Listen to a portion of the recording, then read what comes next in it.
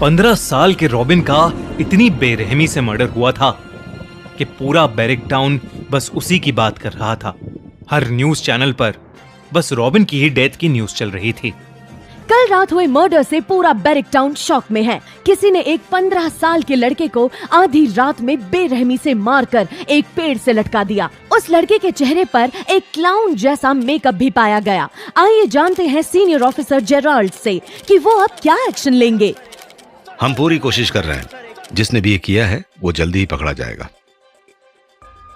Johnny भी TV पर news देख रहा था। जॉनी रॉबिन का दोस्त और क्लासमेट था। पिछली शाम मरने से पहले रॉबिन जॉनी के घर पर ही हैंगआउट कर रहा था। जॉनी भी रॉबिन की डेथ से घबराया पड़ा था। उसकी मॉम उसकी घबराहट को देखकर उसके पास आई और टीवी का चैनल चेंज कर दिया। बेटा, ये सब न्यूज देखना बंद कर।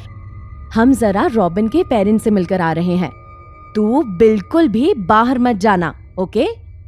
जॉनी के पेरेंट्स रॉबिन के घर के लिए निकल गए और जॉनी फिर से टीवी पर न्यूज लगाकर बैठ गया।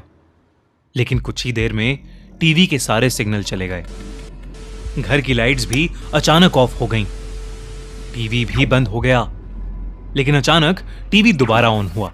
टीवी की स्क्रीन पर जॉनी को जो दिखा उसे देखकर वो सुन्न पड़ गया। टीवी की स्क्रीन पर वही भयानक क्लाउन था। Hello, surprise surprise. टीवी पर उस क्लाउन के हंसते ही घर की सारी लाइट्स फ्लिकर करने लगी। जॉनी सुन्न होकर टीवी स्क्रीन पर उस खौफनाक क्लाउन को देखे ही जा रहा था कि अचानक वो क्लाउन टीवी के बाहर आ गया। Twinkle, twinkle, little star.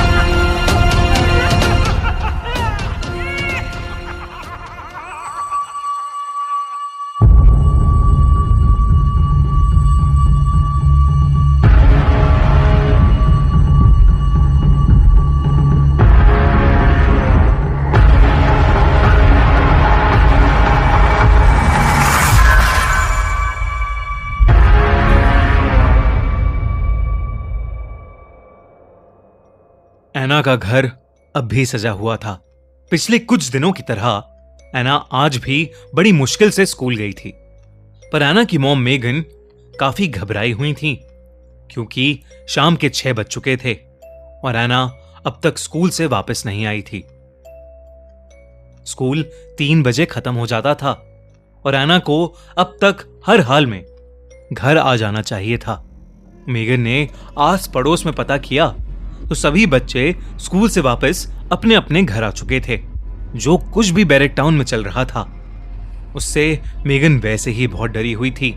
उसने स्टीव को फोन मिलाया और उसे सब कुछ बताया। स्टीव भी मेगन की बात सुनकर बहुत घबरा गया था। वो फौरन ही एना को ढूंढने के लिए ऑफिस से निकल गया। वहीं दूसरी ओर जब जॉनी के पेरेंट्स घर वापस आए तो उनकी जान ही निकल गई। जॉनी घर के हॉल की सीलिंग से नीचे लटका हुआ था। उसके गले में कई सारे गुब्बारे बंधे थे और उसके चेहरे पर भी ठीक वैसा ही जोकर वाला मेकअप था जैसा रॉबिन के चेहरे पर था। बैरिक टाउन में एक और मर्डर हो चुका था। जॉनी भी अब इस दुनिया को छोड़कर जा चुका था।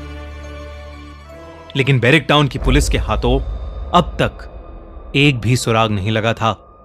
डिपार्टमेंट के सबसे होनहार ऑफिसर जेराल्ड को अभी कुछ महीनों पहले ही बैरिक टाउन में ट्रांसफर किया गया था। जेराल्ड ने कई हाई प्रोफाइल मर्डर मिस्ट्रीज को सॉल्व किया था, लेकिन यह जेराल्ड का पहला केस था जहां उसे समझ नहीं आ रहा था कि आखिर ये मर्डर्स हो कैसे रहे हैं। मर्डर्स लोकेशन पर किसी के कोई फिंगरप्रिंट्स भी नहीं थे। एविडेंस के नाम पर भी थे तो बस कुछ अतरंगी से दिखने वाले गुब्बारे जिन पर अजीब से चेहरे बने थे। खैर, जेराल्ड को जो सवाल सबसे ज्यादा परेशान कर रहा था वो था उन बच्चों के चेहरे पर एक क्लाउन का मेकअप। जेराल्ड ने अपनी पूरी इन्वेस्टिगेशन टीम को शहर में जितने भी क्लाउन या सर्कस वाले थे उनके बारे में इंफॉर्मेशन निकालने के लिए कहा। उधर किसी के पास भी एना के बारे में कोई इंफॉर्मेशन ही नहीं मिल रही थी। स्टीव और मेगन डरे सहमे से पूरे बैरिक टाउन में एना को ढूंढ रहे थे। तभी स्टीव का फोन बजा और उसके फ्रेंड पीटर ने उसे बताया कि एना को किसी ने बैरिक टाउन ग्रेवयार्ड जाते देखा था। स्टीव और मेगन तुरंत बैरिक टाउन ग्रेवयार्ड पहुंचे। उन्होंने देखा कि एना की बाइसिकल उस ग्रेवयार्ड के बाहर ही पड़ी है। वो फौरन अंदर गए। एना उस ग्रेवयार्ड के अंदर बैठी रो रही थी। उसके मुंह पर लाल पेंट से एक लंबी सी लाल लाइन पेंटेड थी, जैसे किसी क्लाउन की स्माइल बनी हो। उसकी आंखों के पास काला पेंट था जो एना के आंसुओं से अब भी गीला था। मेगन ने घबराई हुई एना को देखते ही कस के गले लगा लिया।